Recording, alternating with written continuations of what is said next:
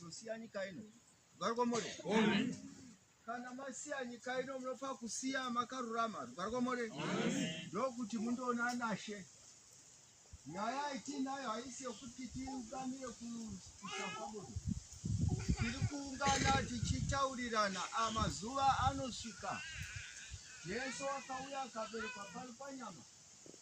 Akasiya nyika ino ingori mbishi.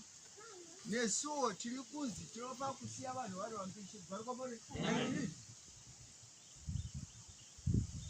Saka vane ropa rakanaka vanofa kuti vasare vakaibva. Musava vambishi. Garkomore. Nyaya yendiri kuedza kutsanangura ndeyekuti muve vanhu vakarurama. Ndokuti munoona nashe. Simbi yakuungana nguva dzese. Pane chinangwa chatakananga chokuti tizowana upenyu husingaperi.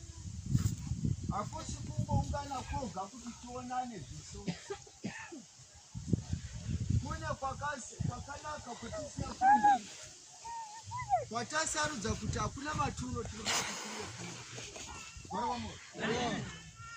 Saka zvatasarudza kuti tisvike panzvimbo ino. Kana vanhu vakazvininipisa vachanzwa zvinotaurwa pano. Dzidzai. Etinhamba panenge ari murima mupfungwa uye akaparadzanizwa noupenyu hwaMwari nokuda kwokusaziva kuri maari nokuda kwokuva mapomoyo yavo. Garkomore.